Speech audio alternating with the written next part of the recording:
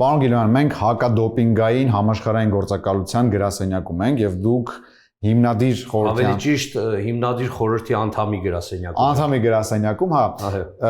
դրա համար հիմնականում գործի մասով կխոսենք հենց այստեղից, բայց ինչն է հետաքրքիր ձեր կենսագրությունը եւ ձեր արած աշխատանքները այնքան շատ է, ես հիմա չեմ էլ հիշում, դրա համար կփորձենք հերթով անդրադառնալ քիչ-քիչ, բայց հիմնականում այստեղ ինչա կատարվում, մի քիչ պատմեք, ինչ գործակալություն ասա։ Դե համաշխարհային հակադոպինգային գործակալությունը այսօր պատասխան է տալիս մաքուր սպորտի համար, մեր նշանաբանը մաքուր սպորտ ու ազնիվ հաղթանակն է։ Ես արդեն 1.5 տարի հիմնադիր խորհրդի անդամ եմ, ներկայացնում եմ Եվրոպայի խորհուրդը։ Տարվա մեջ 2 անգամ գնում եմ ժողովների, մնացած ժողովները on-line են,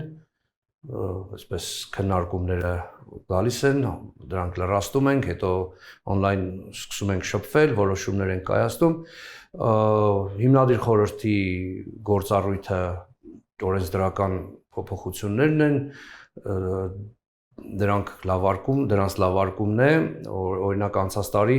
Հարավային Կորեայի Բուսան քաղաքում տեղի ունեցավ գլխավոր ասամբլեան, մենք մի մեծ փաթեթ ընդունեցինք օրենքների, որպեսզի ավելի դյուրին լինի դոպինգ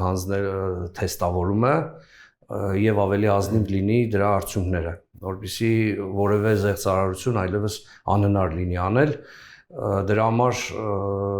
շատ երկար աշխատել էր մասնագետների խումբը եւ կարծում եմ, որ դա կօգնի ու արդեն մենք դրա, այսպես ասեմ, արդյունքը ունենք, արդեն ունենք դեպք,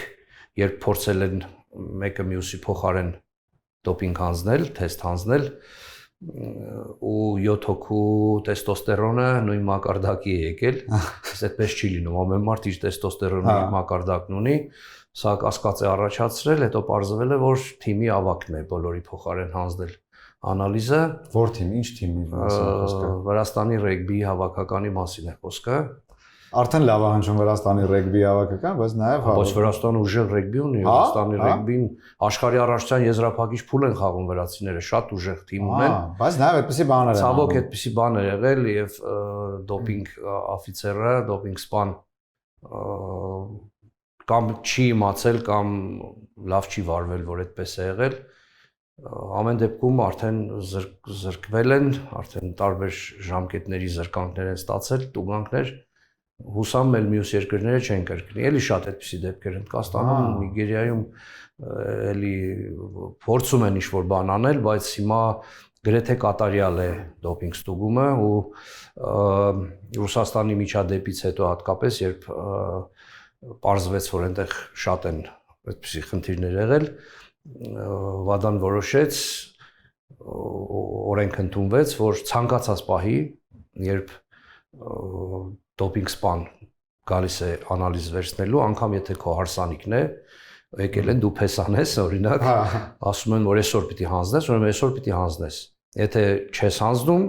անմիջապես դա համարվում է դրական տեստ ու զրկվում ես։ Հա, այսինքն ամբողջ աշխարհը այլևս անհնար է։ Իսկ առաջ այդպես չէր, առաջ գալիս էին, ասում էին մարզիկները ստեղ չեն, ուրիշ տեղ են։ Գնում էին ուրիշ տեղ, պարզվում էր 2 օր առաջ այդ ուրիշ տեղից ուրիշ տեղ են գնացել ու այդպես այնքան մինչև մաքրվեր։ Այդպես է, որ երբ որ արգելված խթանիչ օգտագործում ես, որոշ ժամանակ հետո օրգանիզմից դուրս է գալիս։ Հա։ Իր ազդեցությունը թողնելով այնուամենայնիվ։ Դրա համար այնպես են արել, որ այլևս անհնար լինի դու ժամանակ չունենաս մաքրվելու, եթե օգտագործել ես։ Հասկացա։ Բայց հետաքրքիր է, այս կոնտեքստում ձեր աշխատանքային օրը դուք ասեք հիմնականում այստեղ եք լինում։ Այո։ Ինչ եք անում, ավելի մի քիչ եթե կոնկրետացնենք, եկաք գրասենյակ, սկսում եք ուսումնասիրել, ինչա կատարվում։ One Voice-ից եմ ստանում նամակներ։ Ահա։ Կահամայից եմ ստանում նամակներ, Կահաման Եվրոխորհրդի հակադոպինգային հանձնաժողովն է։ Հենց Վադայի հիմնադիր խորհրդից եմ ստանում նամակներ։ Սկսում ենք աշխատել այդ նամակների վրա, որոշակի հանձնարարականներ, որոշակի ինչ-որ առաջարկներ, այսպես աշխատում ենք նամակագրություն։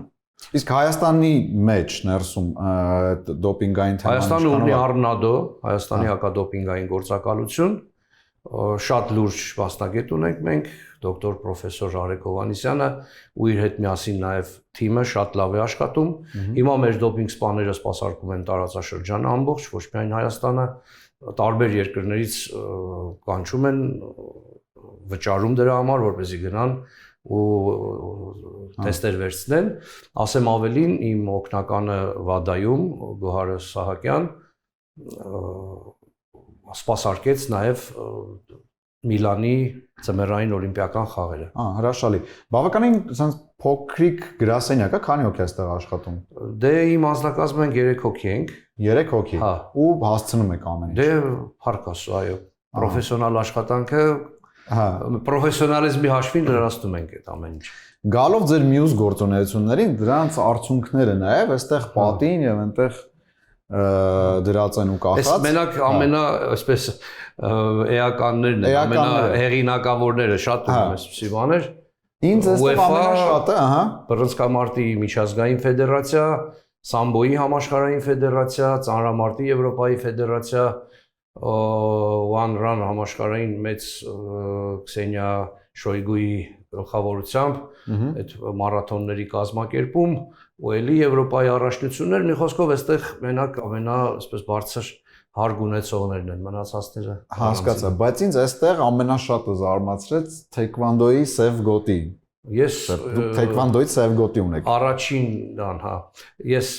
առաջին զբաղվողներից եմ եղել թեքվանդո Հայաստանում։ Այդ երբ մոտավոր 1989 թվականից մինչև 92-3 թվականը։ Հա։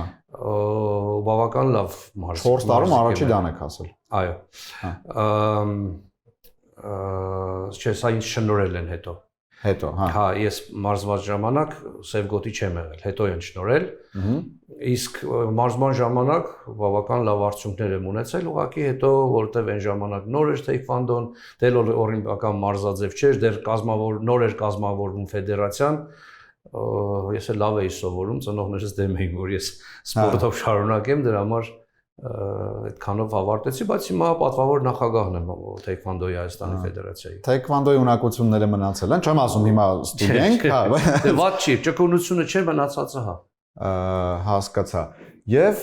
նաև այսքան մեդալներ եւ այն, որն է ձեզ համար, այսօր ասիկ ստեղ ամենաէականներն են, բայց այս ամենաէականների մեջից որն է ամենաէականը։ Դե շատ կարևոր են ինձ համար ծանրամարտի ու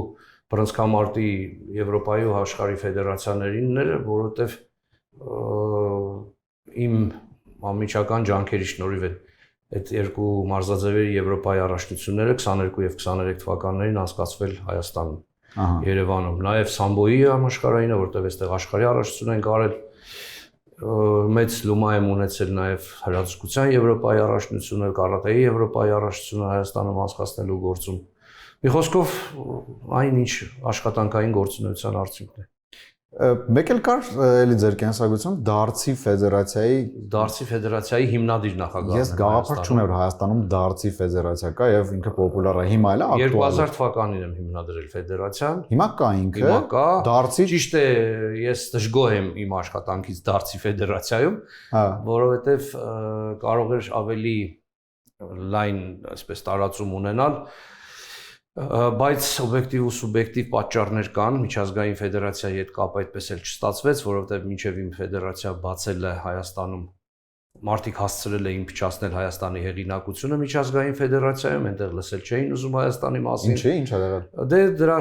դրա քողի տակ փորձել էին մարդկանց վիզա տալ, փող աշխատել։ Այսինքն պրոֆեսիոնալ Եվրոպա դարձ խաղացողի անվան տակ, հա, այդպես մարդիկ էին բան արել, հետո ազգային անվտանգություններ զբաղվել,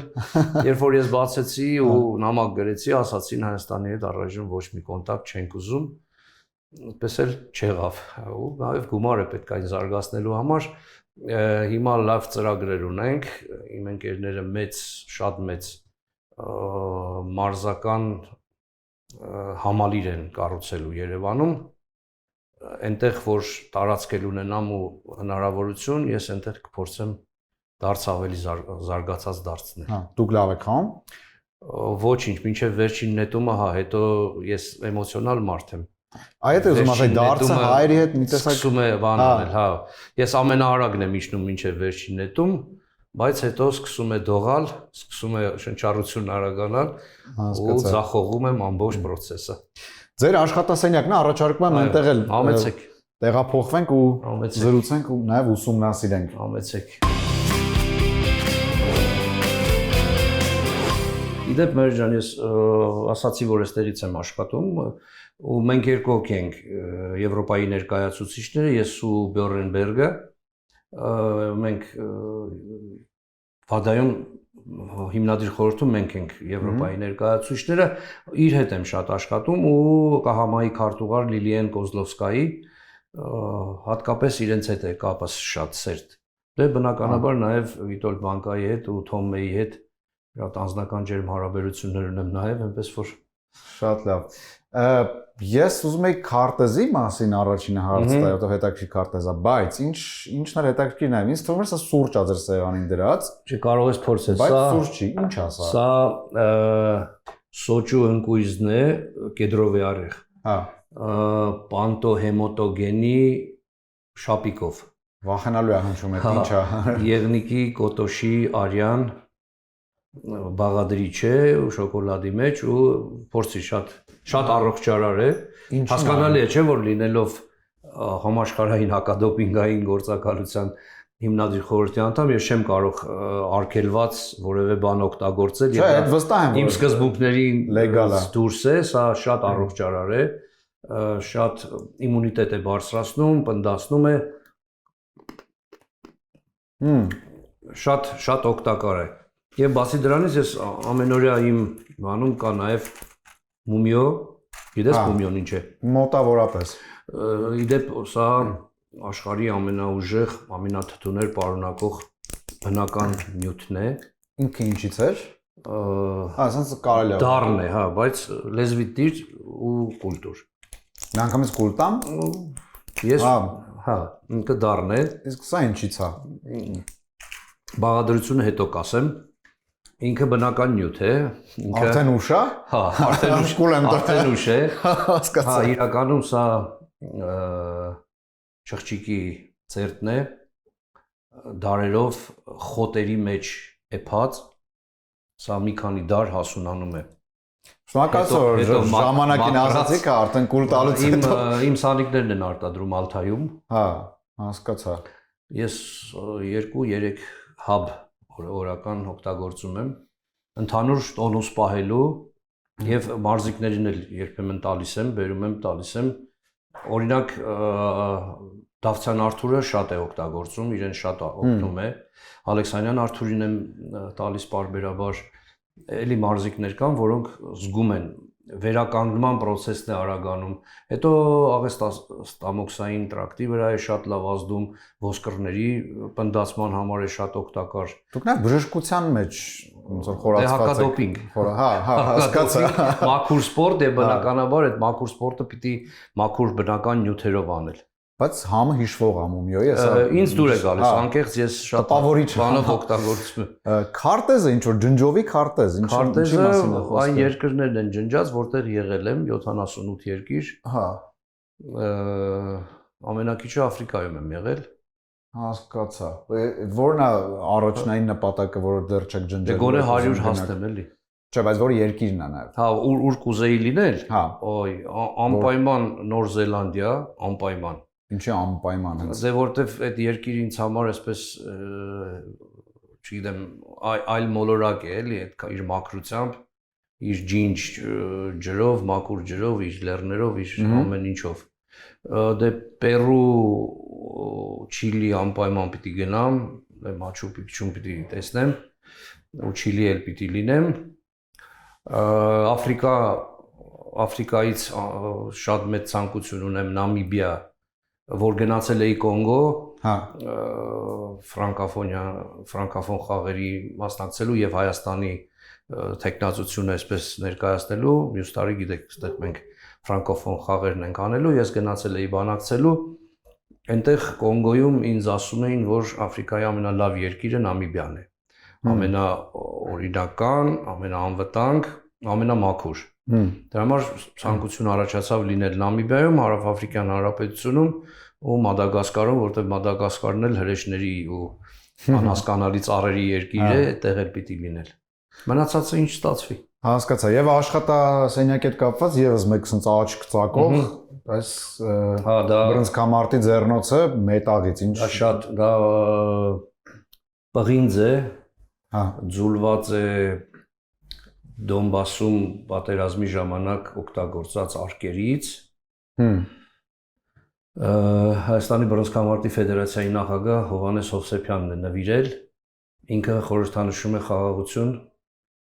ոչ պատերազմին, ոչ արհավիրքներին, այդ վարդը դրա խորհրդանիշն է։ Ես դրան այսպես շատ լավ եմ վերաբերվում ու ինքը ինձ համար խորհուրդ ունի։ Հասկացա։ Մի քիչ էլ դոպինգի թեմայով խոսենք, ինձ մոտ էսպիսի հարց առաջացավ։ Արդյոք ստեղծվում են դոպինգի նոր տեսակներ, որոնք դուք դժվար եք որսում, այսինքն դժվար իրենց որսալ կամ միշտ վիրուսը ավելի շուտ է լինում, քան հակավիրուսը։ Հիվանդությունն ավելի շուտ է լինում, քան դրա բուժող դեղը։ Այստեղ էլ դոպինգը միշտ ավելի առաջ է դրա ստուգումից։ Պատահական չէ, որ երբեմն երբ պահվող երկրորդ սրվակը բացում են, պարզվում է, որ օգտագործել է դոպինգ, իսկ այն ժամանակ դա չի եղել ցուցակում։ Ամեն տարի ՎԱԴԱ-ն թարմացնում է արգելված խտանիշների ցանկը ու ամեն տարի նոր, այսպես ասած, նոր անուններ են այդտեղ հայտնվում։ Օրինակ, տակավին վերջերս է մտել ֆուրասիմիդը արգելվող դեղորայքների մեջ։ Իսկ ո՞րն է դոպինգի բնորոշումը, այսինքն մի քիչ պրիմիտիվ օրինակ եմ բերում, ուղղակի դուք եք մասնագետը, ես ոչ, կուզեմ նաև մեզ դիտողները հասկանան։ Ինչն է համարվում դոպինգ, իսկ ինչը, օրինակ, սուրճը, եթե դու խմում ես եւ աշխուժանում ես։ Ինչի դա դոպինգ չի, բայց ինչ որ մի նյութ սուրճի քանակություն կա, որը դոպինգ է։ Շատ-շատի դեպքում դա չի կարելի օգտագործել շատ-շատ։ Բայց սկզբունքը հետեւյալն է, այն ինչը բնական է, բնական խթանիչը դոպինգ չէ։ Սև ձկնկիթը դոպինգ չէ։ Մումիոն դոպինգ չէ։ Մեղրը դոպինգ չէ։ Ու էլի զանազան էսպիսի բաներ, չգիտեմ, ժենշենը դոպինգ չէ։ Կարմիր արմատը, ոսկե արմատը դոպինգ չեն, լոշտակը դոպինգ չի։ Սրանք բնական նյութեր են։ Խթանիչը, արգելված խթանիչն է դոպինգ։ Երբ որ քիմիայի միջոցով դու ստանում ես մի բան, որը ազդում է քո օրգանիզմին, ինչ է անում արգելված խթանիչը։ Քո ռեսուրսները հավաքում է, արագ ծախսում է ու դատարկություն է մնում հետևում։ Ինքը քո օրգանիզմը եթե այդ ռեսուրսը պիտի ծախսեր 1 տարվա ընթացքում, ինքը մի շաբաթում ծախսում վերջացնում է ու պատկերացրեք, թե այդ դատարկություն մնացած տեղում ինչպես է քայքայվում օրգանիզմը ու հազարավոր են դեպքերը, երբ դժբախտ ավարտ է ունենում մարզիկի կյանքը։ Օրինակ Նաիմ Սուլեյման-օղլի օլիմպիական եռակի չեմպիոն թուրք ծանրորդը շատ շուտ մահացավ։ Եթե մարզիկը շուտ է թողնում սպորտը, ուրեմն դրա մեծ պատճառը հավանաբար անգամ եթե չբացահայտված արգելված խթանիչ օգտագործելն է։ Որտեղ ինքը ծերացնում է օրգանիզմը, ինքը քամում է, դու մի հատ պորտկում ես ու մնում ես փաստի առաջ կանգնած։ Այստեղ Բարսելոնայի տարբերանշանով գրքույկ ունեք ու չեն կարող նաև Բարսելոն քաղաքից եմ գնել։ Հա, դե արդեն ակնհայտ է երկրպագուն եք, հա։ Բարսելոնայում երկրպագում, չեմ ասի կույր ֆանատ եմ, հա, բայց սիրում եմ ոճը, խաղը, գոլառատ ֆուտբոլը, գեղեցկությունը։ Այդ գոլառատության մասին անհնար է չխոսենք, վերջերս եղավ աշխարհի առաջնության եզրափակիչը, ոնց է կարծում արժանի էր Իսպանիան։ Անկասկած միանգամայն արժանի հռչակվեց աշխարհի չեմպիոն, ամենապատրաստ թիմն էր, թեպետ ռեսուրսներով գուցե Ֆրանսիան ավելի զորեղ էր, քան Իսպանիան, բայց Իսպանիան ցույց տվեց, որ Դե Լա Ֆուենտեն ուժեղ մարզիչ է, կատարողներն էլ շատ կարգապահ ու ճիշտ ֆուտբոլ խաղացող մարզիկներ։ Մեկ գնդակ բաց թողին այդ ամբողջ ցիկլի ընթացքում։ Իհարկե ես հիասթափված եմ Արգենտինայի եզրափակիչի խաղից, ես Արգենտինայում երկրպագում եւ առաջնությունից առաջ էլ բրեկետում գրել էի FIFA-ի, այնտեղ խաղ կա գրել էի ու իմ բրեկետում Իսպանիա-Արգենտինա էր եզրափակիչը, բայց ես չեմպիոն տեսնում էի Արգենտինային։ Շատ հիասթափվեցի, եզրափակիչը շատ թույլ էր, շատ վատ էր։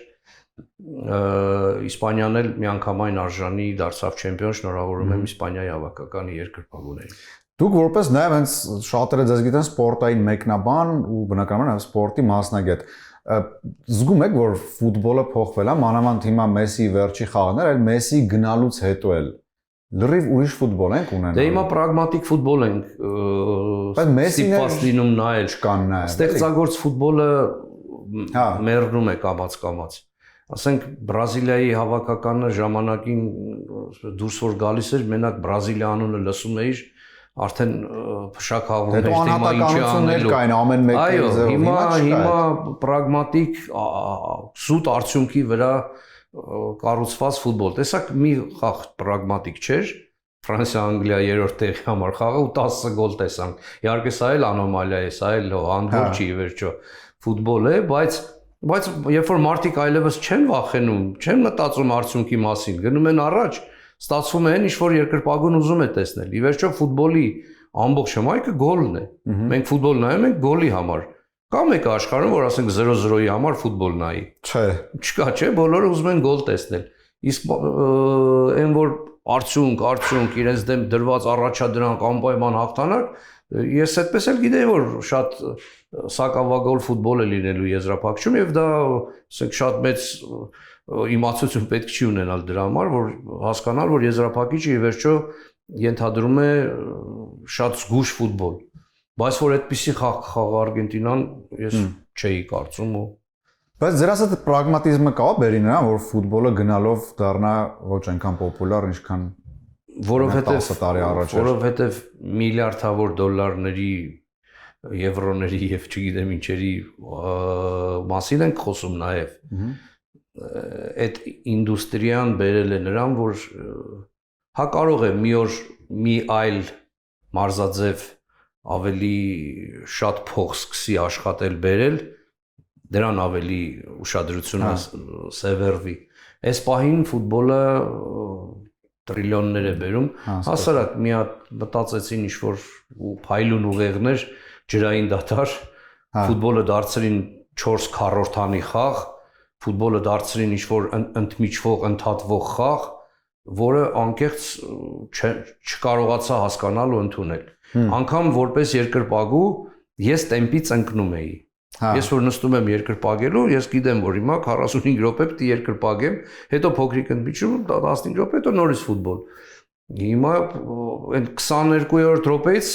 արդեն սպասում ես, երբ պիտի գնան ջուր խմելու, դու էլ ես տեմպից ընկնում, հետո կան մարզիչներ, որ պրոգրեսիվ մարտավարություն ունեն։ Այսինքն հոգնեցնել, բերել, խաղը բերել ու հասցնել տրամաբանական ավարտի։ Երբ որ արդեն մրցակիցը հոգնել է, դրա ֆոնի վրա իրենք գործողություն են անում։ Այսպես 22-րդ րոպեին միանգամայն այլ թիմեր էին դուրս գալիս դաշտ ջուր խմելուց հետո։ Հա, հասկացա։ Ես հիմա չեմ ուզի, որ այս հարցը հնչի որպես սադրանք, չկա սադրանք, ուղղակի անկեղծ հետաքրքիր է ձեր կարծիքը որպես մեկնաբան, այսօր շատ է խոսվում էլի մեր հեռուստամեկնաբանների, հատկապես ֆուտբոլային մեկնաբանների մասին։ Դուք ունեք ինչ-որ դիտողություն կամ ձևավորված կարծիք, ինչն է փոխվել հայ մեկնաբանության մեջ այսօր եւ ինչը ձեզ դուր չի գալիս։ Մեր մեկնաբանները գուցե դարձել են ավելի պրոֆեսիոնալ, որովհետեւ ինֆորմացիան շատ ավելի հասու է դարձել։ Սպորտային առումով ավելի պրոֆեսիոնալ են դարձել եւ դա փաստ է։ Ցավոք լեզվական առումով բազմաթիվ խնդիրներ կան եւ պիտի մի բան հասկանալ մեկնաբանի առաջին արժանիքը մայրենի լեզվին կատարյալ տիրապետելն է։ Չի կարելի վատ հայերենով լավ ֆուտբոլ մեկնաբանել։ Դա չի լինում այդպես։ Ասենք ես չեմ հասկանում ինչ է նշանակում իր թիմի համար անկյունային իրավունք վաստակեց իր թիմի համար։ Ասենք մեկը կարող է ինձ բացատրել, բայց այլ ում համար են վաստակում, այդ ինչ է նշանակում իր թիմի համար, ավելորդ բառեր, ավելորդ մտքեր, հետո բանը ռուսական ազդեցությունը, ռուսերենից բառացի թարգմանում են ու փորձում են այդպես մեկնաբանել, այդպես չի լինում։ պիտի արտահայտությունները հայեցի լինեն, որպեսզի հեռուստադիտողը այսպիսի խնդիրներ չունենա դիտելիս, չնյարդայնանա։ Մենակ էս, թե չէ պրոֆեսիոնալ առումով, ինֆորմացված լինելու առումով, հիմա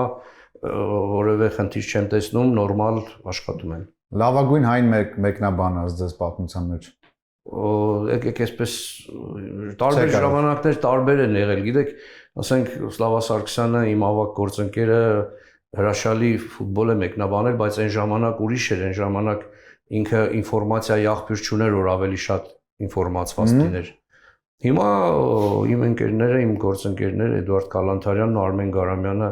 շատ լավ են իրենց զգում եթերում, իրենց խոսքը հայեցի է, իրենք պրոֆեսիոնալ են, այսքանով սահմանափակվենք, էլի կան մարդիկ, որոնց շատ հավանում եմ, կան մարդիկ, որոնց ընդհանրապես չեմ ուզում լսել, իրենց լեզվի համար, իրենց անհոտ, էմոցիա, անհույզ խոսքի համար, այսպես ինձ թվում է, հակագազով վարդից հոտ քաշես, էլի, հոտ չզգաս, վարդը տեսնես, բայց հոտ չկա, չզգաս, այդպես չի կարելի, պիտի հույզ լինի, պիտի հեռուստադիտողը հասկանա, որ դու գիտես, դու մեջն ես, դու ապրում ես դրանով, թե չէ այդպես բառաշարը իրար հետևից ասելով չի ստացվի։ Եվ եթերի մասին ու կապված ձեր բազմազան գործունեության հետ, նաև դուք եթերի մարդ եք, երբ կտեսնենք ձեզ եթերում։ Դե ես արդեն 31 տարի հանրայինի եթերում եմ։ Դա բնական է, չեմ ընդհատել երբեք, հա։ Իսկ հիմա իմ հաղորդաշարը որոշել ենք ձևաչափը փոխել, անցնում ենք վավերագրական ժանրին, ինչ որտեղ, բայց ոչ թե հարցազրույց, այլ զրույց անվանի մարզիկների հետ հաղթանակի ճանապարհը խորագրով արդեն 2 հաղորդում նկարել եմ այս եթերաշրջանում օգոստոսի վերջից սկսած 14-ից 16 այդպիսի